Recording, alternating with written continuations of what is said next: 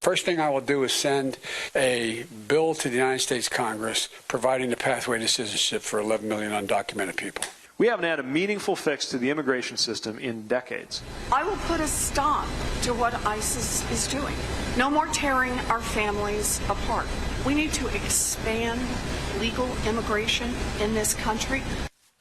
With the primaries in sight, Democratic hopefuls are taking aim at immigration, announcing a series of ambitious and costly border policies. Based upon what we've heard from them so far, do any of these Democrats have what it takes to deal with the border crisis? Joining us live, retired acting ICE Director Tom Homan. Tom, thank you for being with us, as always. And right before the break, we heard a soundbite that you delivered earlier where you said, and I quote, if certain Dems win, this could cause the country to collapse. That's a pretty bold statement.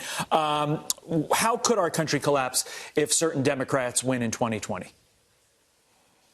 Well, in two ways, our country can collapse. The border will certainly collapse. The immigration system will collapse. I mean, they want open borders. They want to abolish ICE. They want to end ICE detention. They want to offer free health care and free education.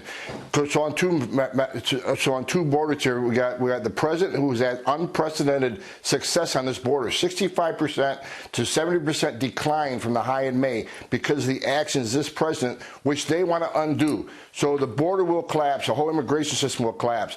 And look, we're already $22 trillion in deficit. They want to have free medical care, which is estimated at $30 trillion. That's not counting the free college tuition and so forth. They want to more than double the current deficit. So I think the economy that this president built will also collapse. We cannot take care of the rest of the world. We can't sustain that. Tom, you mentioned the decline in the numbers since May. Let's go ahead and take a look at those numbers. Down 70% from May of 2019. You can see there the number 144,000 in May. And then we're taking a look now at 42,000 in November. Talk about the significance of those numbers. And really, for those out there who just still aren't getting the message, how important this is. Well, look, the significance is that this President Trump, did this on his own. Congress hasn't offered up one fix or one idea. They haven't closed any of the three loopholes we've asked them to fix for 3 years. This president did it on his own. And look, this is what's really upsetting the Democrats running for president, because they want this president to fail on his #1 campaign promise, which is secure the border. And he hasn't failed. He has succeeded despite the efforts of all these Democrats out there throwing out more enticements. He's getting the numbers going down as they're saying, well, come into the country, we're going to abolish ICE, and we support sanctuary cities, and we're going to give you free health care. What do you think? When they throw these type of enticements out, it's only common sense. You think that's going to bring more illegal immigration or less illegal immigration? Of course it's going to bring more. But despite their promises and their enticements, this president is still successful.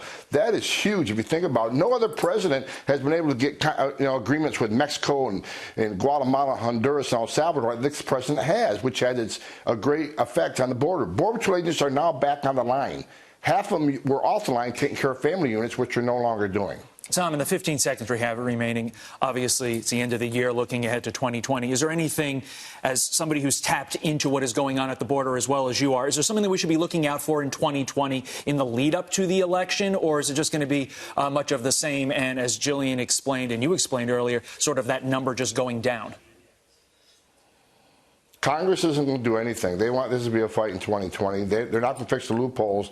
And, they talk about the family separation, the zero tolerance, and how many people are detained.